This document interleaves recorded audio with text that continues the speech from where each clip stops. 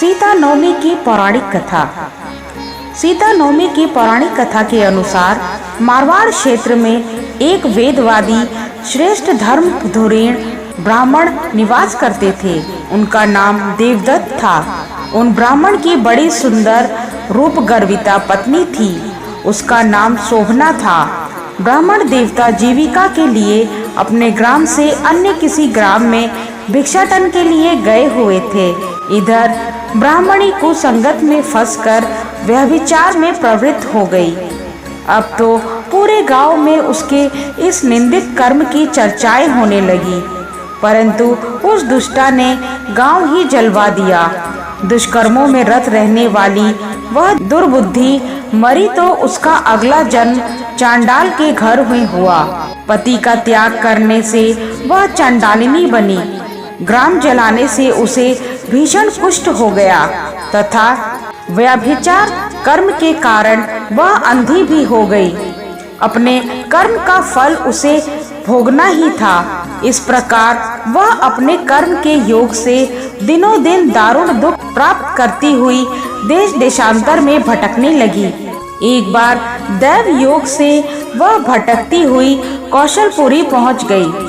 संयोगवश उस दिन वैशाख मास शुक्ल पक्ष की नवमी तिथि थी, जो समस्त पापों का नाश करने में समर्थ है। सीता नवमी के पावन उत्सव पर भूख प्यास से व्याकुल वह दुखियारी इस प्रकार प्रार्थना करने लगी, हे सज्जनों, मुझ पर कृपा कर कुछ भोजन सामग्री प्रदान करो, मैं भूख से मर रही हूँ। ऐसा कहती हुई वह स्त्री श्री कनक भवन के सामने बने 1000 पुष्प मंडित स्तंभों से गुजरती हुई उसमें प्रविष्ट हुई। उसने पुनः पुकार लगाई, भैया कोई तो मेरी मदद करो, कुछ भोजन दे दो।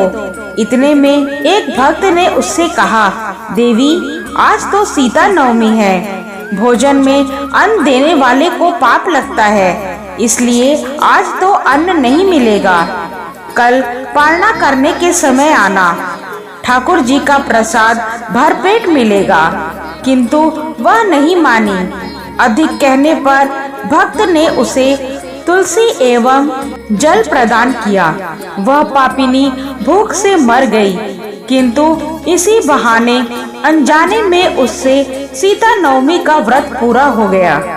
अब तो परम कृपालिनी ने उसे समस्त पापों से मुक्त कर दिया। इस व्रत के प्रभाव से वह पापिनी निर्मल होकर स्वर्ग में आनंद पूर्वक अनंत वर्षों तक रही। तत्पश्चात वह कामरूप देश के महाराज जैसे कि महारानी कामकला के नाम से विख्यात हुई। जतिस्मरा उस महान साध्वी ने अपने राज्य में अनेक देवालय बनवाए, जिनमें जानकी रघुनाथ की प्रतिष्ठा करवाई। इस दिन जानकी स्तोत्र, रामचंद्राष्टकम, रामचरितमानस आदि का पाठ करने से मनुष्य के सभी कष्ट दूर हो जाते हैं। अतः सीता नवमी पर जो श्रद्धालु माता जानकी की पूजन अर्चना करते हैं, उन्हें सभी प्रकार के सुख सौभाग्य प्राप्त होते हैं। जय सीता माता।